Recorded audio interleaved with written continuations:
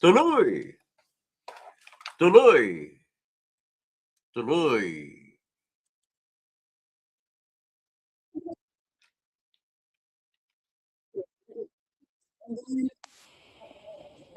Okay.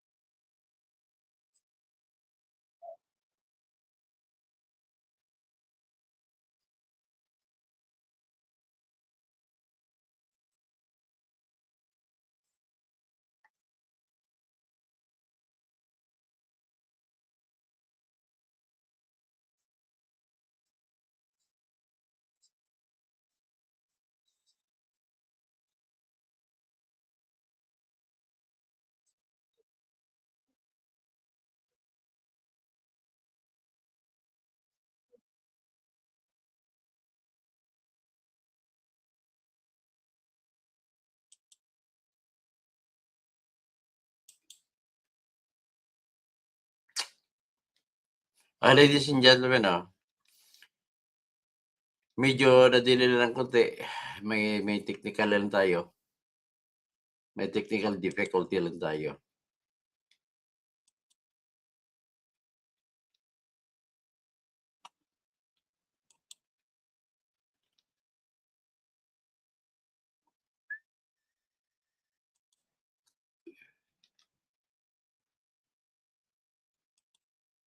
Okay, ito na tayo. Kumpleto na, banda? So, unahin ko muna, babati muna ako, no? Philly Bia, watching from Las Vegas. My favorite. Thank you po for making me your favorite. Tapos si Bomba Stick. Fantastic. Tapos si Leonor Juan. Tuloy hanggang matapos pa yan kung merong mapapanagutan. Tapos sa Pedrito Hontilla, Edgarma Nacion. Tapos si True Davis, I'm in the live chat. Okay. You're in the live chat. So, okay. So, ang gagawin pa natin is pag-usapan natin yung tungkol kay Ladies and gentlemen, may bago pong order na nilabas ang pretrial chamber at hindi ko naman maturing to na masamang balita.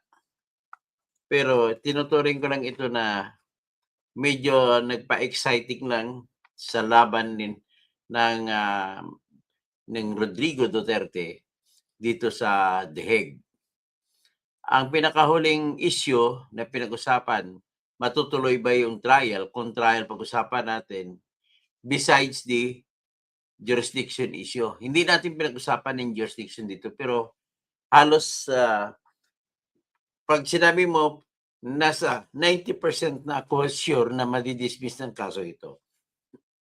Dahil po sa walang jurisdiction. Pero sa issue naman na natuloy, ito yung tinatawag na kung sa Pilipinas pa, ang tawag dito ay pre-trial. Or Better yet, preliminary trial. Preliminary hearing. Sa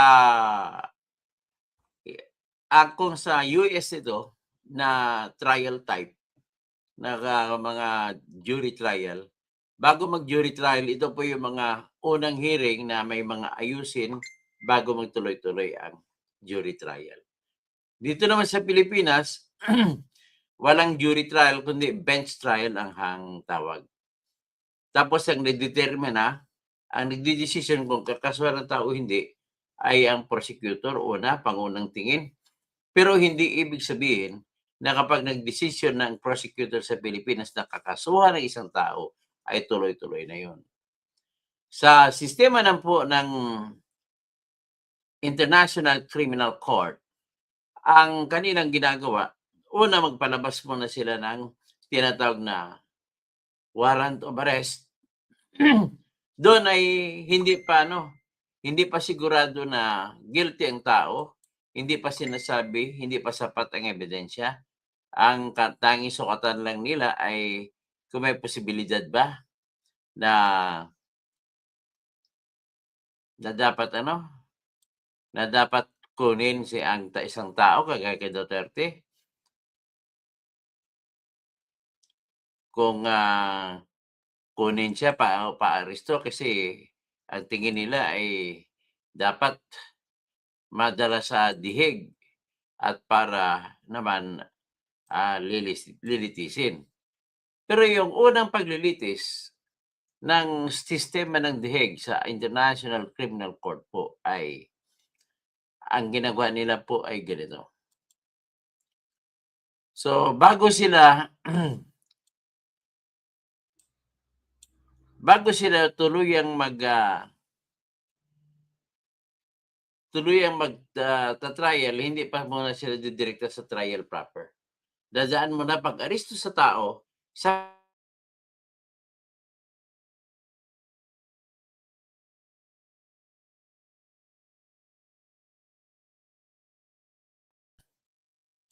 medyo ayusin ko lang ko. Kasi atakihin na naman tayo mamaya.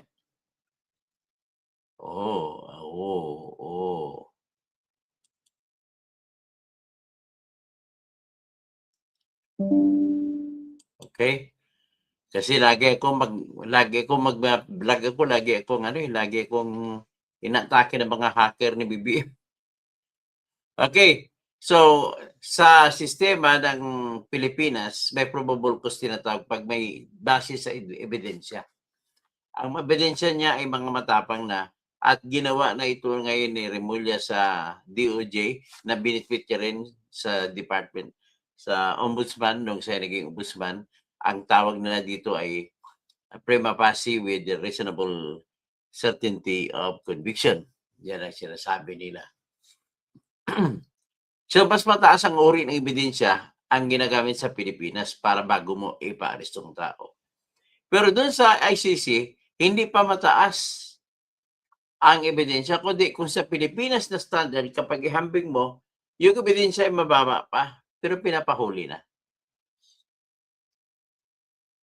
Pagpahuli, hindi pa malaman, pagsabihan pa ng ICC yung akusado at saka yung mga umakusa.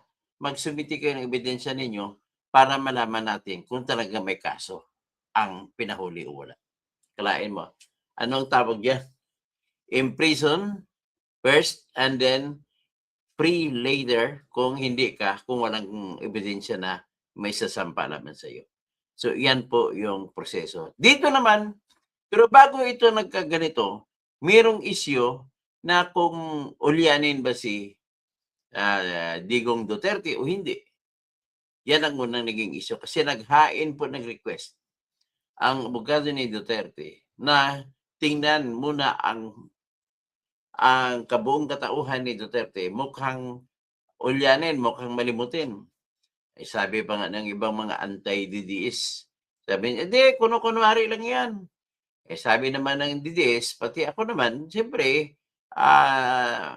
nakita ko sa kanyang obserbasyon ko sa kanyang pananalita na kahit dito pa sa Pilipinas ay lagi niya nakakalimutan yung kanyang unang sinabi. Kaya iyan po ang source, sa totoo lang, ng argumento kung abogado niya, Your Honor, it is very clear here in the first statement of the accused. He said this. And then in the second statement of the accused, he said this.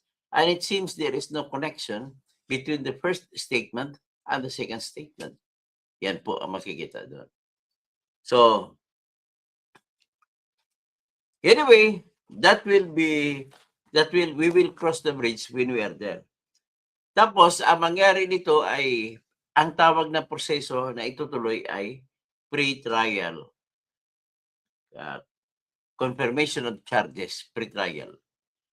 Ang malapit pre-trial ang ginamit ko na termino, kasi sa Pilipinas, pre-trial ang tawag niyan, bago mag-ano. Ang pre-trial naman sa Pilipinas, ay yung mga umaakusa, magbitbit ng kanilang ebidensya, listahin ang kanilang mga testigo, at listahin din ang kanilang mga tinatag na documentary evidence. At mag-usap-usap kung ano mga ebidensya ipapresenta. So doon pa lang maglilista na kung ano mga ebidensya. At para ang adikain ay para tuloy-tuloy ang trial at hindi na maantala. Ganun pa man. Lagi na antala ang trial sa Pilipinas. Siyempre, hindi mo rin maiwasan mga maraming tanong sa gitna. At magreklamo yung akusado. Mostly po ang cause ng delay sa Pilipinas sa aking karanasan ay yung mga tanong o questions ng mga abogado. Tapos sa mga tanong po ng abogado ay dalawang uri po yan. Tanong na totoo, na genuine o lehitimo, at tanong na ginawa lamang na tanong para ang sadya ay mapapatagal ang trial. Ang ehemplo ko dito po, yung nangyaring hearing sa 3rd Division ng Sandigan Bayan noong last week na naghihiring sana si Bong Revilla at babasahan sana siya ng tinatawag na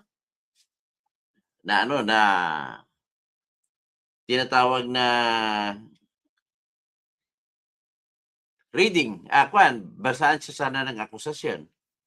Sino to si Attorney Andre Casinillo? Alam mo, Andre, ang ugali mo po ay discriminatory mga salita mo, Andre Casinillo. So, pasensyahan tayo, kang ko na lang, malayo po kasi sa topic mo binabanggit mo. Kaya ang gagawin ko lang sa iyo, alam ko binabayaran ka ng troll. Kaya para hindi ka makaistorbo sa akin, ban na kita po, Andre. Lagi kang pumapasok kasi. Ang sa pakiusap ko lang sa inyo, kung ang target na naman dito ay mag-istorbo, tawagin niyo ako kalbo, out ko kayo. Okay? Pwede kayo po magkontra, pero yung dissenting salita. Okay?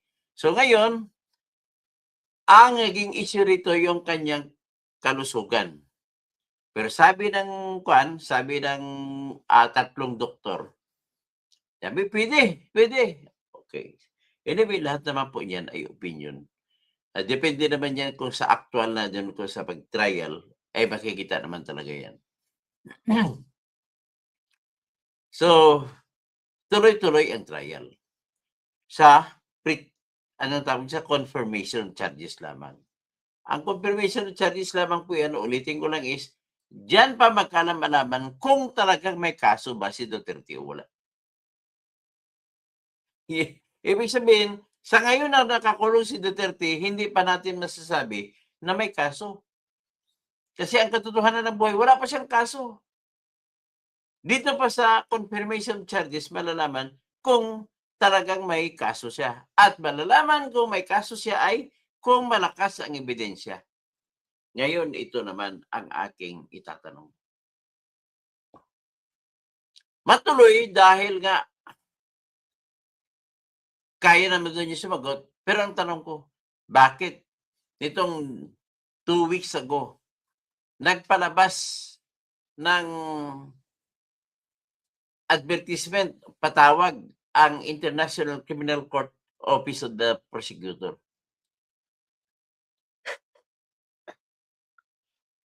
Nagpalabas ng utos na nag-iimbita sa mga pulis sa Pilipinas.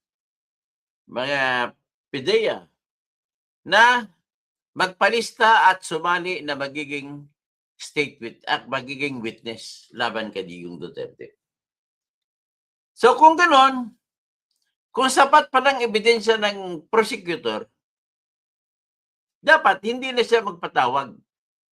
Kasi ang katotohanan ng buhay, sa charge po nila, 41 na pagpatay ng tao lamang ang kasong kinarga nila. So kung 41, akala ko ba 30,000? Diyan kaya magtataka. Ibig sabihin kung 41, ay ibig sabihin mas marami pa pala yung pinangako ni Minardo Guevara, huwag kayo makialam sa Pilipinas at kaya namin resolbahin ang aming problema at kami na lamang po ang mag-aakusa at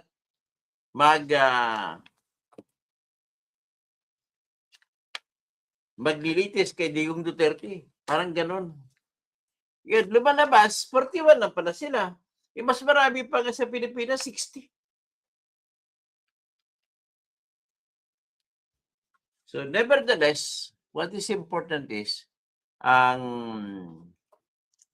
pag-usapan kung may ebidensya, pero ngayon ko na pinapredict ko pala ngayon, medyo nakulang sila sa ebidensya. Number 1 ko na proposition is, pinaristo nila si Duterte na hindi pa yung sapat ng ebidensya.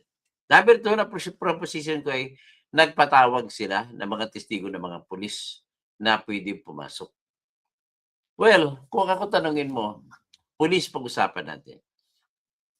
Kilala naman natin kung gumalaw ang pulis sa Pilipinas. Siyempre, kapwa natin Pilipino yun. At ako, bilang matagal na naging reporter, saka editor sa People's Tonight, nakasama ko lagi sa mga tinatag naming coverage. Magko-cover ako sa maghanap ako ng mga pangyayari o mga ganap sa mga lahat ng police station at kuminsan sumasama pa ako sa raid. Sumasama pa ako sa kuna. Ganon ako nung araw. Ngayon, ang nangyari sa kanilang akusasyon na 41 lang, magdududa ka, no? Ang kasunod kong problema dyan is na hindi ako believe sa kanila, yung katotohanan na isa lamang ang kanilang pinalabasan ng warrant. Si Digong Duterte lamang. Alam mo, logic tells us that in a crime na merong mastermind, hindi ka mananalo laban sa taong kinakasuhan mo na mastermind kung hindi mo ipahuli ang mga inutusan na pumatay. At kailangan maisumiti ang autopsy report ng taong pinatay para masasabi mo, may bigyan mo ng pangalan na totoong tao, hindi yung haka-haka lang. Kasi proof beyond reasonable doubt kapag criminal case. So, kailangan makapag-produce sila ng pangalan. Kung may pakita ang litrato ng kalansay, may produce sila ng pangalan na yan ay talagang si Pedro yan. Hindi pwede po na mananalo kayo laban kay Edong o kay Digong kung mga boto lang at saka listahan lang ng pangalan. Kailangan ipakita yung patay. Yan tinatawag ng body of the crime. Corpus delicti kung sa Latin pa na salita. So ano ngayon kung hindi nyo papakita? Sa kasong ito, pwede po dito isumiti yung mga medical reports at saka ng mga report na inattest ng mga medical examination professionals natin. So, nakita ko talaga sobrang hirap ito. Kung isa lang ang tao hulihin mo, sabi ko nga, hindi mo mapapatunayan na si Digong ang mastermind. Alam naman natin na wala silang ebidensya magsasabi na inutusan ni Digong. So saan ba talaga ang kanilang lakas ng ebidensya? Tingnan natin sa punto de vista na ganito. At patangal man, pasensya na ka na, antok ako.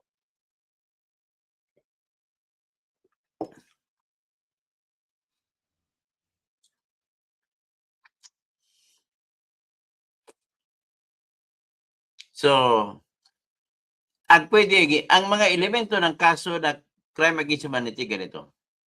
Una, may patay. Sabi ko kanina nahihirapan ako kung ako ang ICC, paano ko patunayan na may patay nga? Kasunod, paano ko patunayan kung paano namatay? Ngayon kung nandito sa Pilipinas ang mga pinatay na aking lilitisin, ano ang ebidensya bitbitin ko galing sa Pilipinas? Makukuha ko ba na hindi nakasapi ang Pilipinas sa ICC? Paano patunayan ang mga pangalan? May mga pangalan ba yung mga namatay? Actually, nakita ko may listahan sila. Pero problema, paano patunayan na namatay ang mga tao? Next, patunayan mo kung sino pumatay. Bakit? Kailangan ko malaman, may patibay, mapatunayan kung sino pumatay dahil iyan ang magkukunik kay Duterte. Kasi kung wala akong ebidensya, may papakita na si Duterte talaga nag-utos na pumatay, ay mananalo na si Duterte. So ano kaya? Hindi ko lubos maisip ko anong ebidensya meron sila may papakita. Halimbawa, nakuha nilang lahat ng pulis na pumatay. Paano nila mapakonek si Duterte? Ang nakikita ko lang na gagamitin nila ng ebidensya ay ebidensya ng pagbibigay doon ng pera o reward. Andun na si Ruina Garma. All right. Magsasabi siya, nagbibigay siya ng reward sa mga pulis na nakapatay. Pero, hindi naman ibig sabihin na pagbibigay ng reward sa pulis ay pag-uutos na pumatay. Eh kung ang depensa naman ni Duterte, hindi ko inutusang pumatay. Tapos, ang ebidensya na mabigat ay dapat i-produce ng umaakusa ng ICC. Paano nila ma-counter ang presumption of innocence? Paano nila maka-counter? So anyway, lahat ng yan po ay pag-usapan pagdating doon. Pero sa ngayon pa lang, nagsasabi na ako ng kahirapan base sa aking experience na trial lawyer kung paano gagawin. Wala akong alam na pamamaraan. Siyempre, dapat kong i-connect si Duterte sa bawat patay. Eh kung kukunin ko naman mga video, ang sinabi na ni Duterte, patay, kill, kill, kill. Pero ang patayin nyo lamang po yung mga nanlaban. Wala tayong ano. Anyway, what is important here is, binalita ko lang, Mick, at may konting background at saka konteksto, ano ang madadatnan ninyo kung mag-confirmation of charges na. I hope the confirmation of charges ay magiging live stream. So, hanggang dyan na muna tayo. Balik kayo mamaya. May patanggalan ko ng antok after 30 minutes. Pag-usapan natin ang mga ebidensya na isusumiti ng ICC. Okay? Maraming salamat po. At paki-like, paki-share. Tawag na lang ako. Edwin Burgos, are you okay? Are you in your right mind? Skinam peke kung kang abogado. Kung abogado ka, nag-ano po ako, nakapasa po ako sa Barisan 2005, Elvin Burgos. Pero kung ang tono ng ng pananalita mo ay galit ka sa akin, tanggalin ko na lang po pangalan mo, ban na lang po kita. Okay? Kaysa pa ako, kaysa mas stress. Good evening, Attorney Calsing, watching from Hong Kong. Maraming salamat po. Si Hagorn, Marlene Bundok, good evening, Dr. Tapos Maria Bisaya, watching from Baguio. God bless, Attorney Calsing. Tapos si Kush, si Miriam Marsan, Assalamualaikum. Alaikum assalam, Miriam. Dr. Attorney Ala, bless you. Po, mapipiyak ka, Attorney. Away, mapipiyak ka, Kano Mambo. at ng pamilya mo sa MSU Marawi, ka nag-aral kaya matao ka matao ka sa Pitiro sa Maranao. Matao sa Kapitiro. Um, Alhamdulillah attorney, mahal mo mga Maranao. Uy, so mga Maranao, miyamisakan sa mga Maranao. So mga Maranao na mga roommate ko sa boarding house na mata na more than 3 years. 3 years kami nagsama sa hirap at ginhawa sa mga Maranao na mga kaklase ko at mga ka-roommate ko sa Room 22 sa Super New Boys Dormitory. Sila ni Engineer Alex Mohammed, ah, si Engineer Suong, si lahat engineer eh. Ano, miyakan ano, miyakanakan sa mga classmate akan, mga Maranao, mga engineers. Langon kami mga engineers. Addict at NPA yan sir, okay? Si Virgie Piquero, Pilipilos evaluate. Dito pa lang 6 viewers pero ang like better to evaluate. Okay, bakit napipili? Suntok ka sa buwan, ambition mo to. Okay, lagyan ng mga ganong comment. Walang problema ako dyan. Dennis Causing, kapatid ko po. Pero naman, just this I tell you, no? I'd rather be honest, Pilipilos. Ang impression ko po sa iyo ay galit ka sa akin. Ganun po. Pero pasensya na, yan ang impression ko lang. Lagi mo binibilang 6 viewers. Siguro saan ka ba? 6 viewers hindi pa nakita. Sa ngayon nga, kanina 300 plus na. Ngayon bumaba lang, 200 plus. Bakit masabi 6 viewers lang? Maaga ka pa siguro. Okay. Tapos, bombastic, telefantastic na basa ko na. At saka Philip, hindi yan sukatan na kung mababa ang view mo pag-strike, pag-live mo. Kasi ang pinakamaraming libo-libong nanonood po sa akin na Pilipinos ay nanonood po ng hindi ng live. Puro replay po. Okay? Hindi po ako better to evaluate. My evaluation is correct that I will pursue. Okay, ngayon, nakita mo, unfair ka kung hindi mo nakita sa ngayon ang views ko ngayon. Tapos sino pa si Pagaw Baker, good evening po, Tirador, Helen Baguio. Tapos si Marilyn Bundok, ingat palagi. Jan Sir, God bless you always. Philye Bia, always watching your vlog. Salamat po. Salamat. Paki-like lang po. At para maraming mag-join sa atin, manonood sa atin. Okay. Paki-like saka paki-join kung hindi pa kayo nakapag-join. Salamat po. Dito kayo makakakuha ng tamang analysis. At ang analysis ko po ay hindi po yung twisting, kundi analysis na kabase po sa batas. Ang analysis ko dahil nakapabor kay Duterte, galit na galit sa akin ng mga DDH. Okay?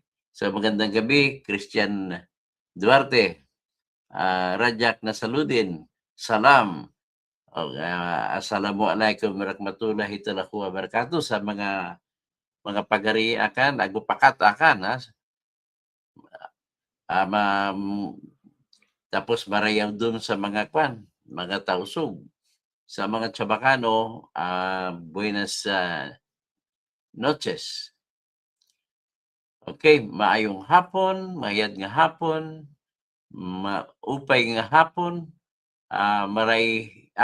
hindi hapon gabi. Tapos maray na banggi, maya pabengi sa mga kabalin ko. Okay, kabalin ko, Aura Sausa. Sino pa? O sige, hanggang dyan lang muna. Balik ako, video na antok lang ako, medyo pawalan ako ng antok.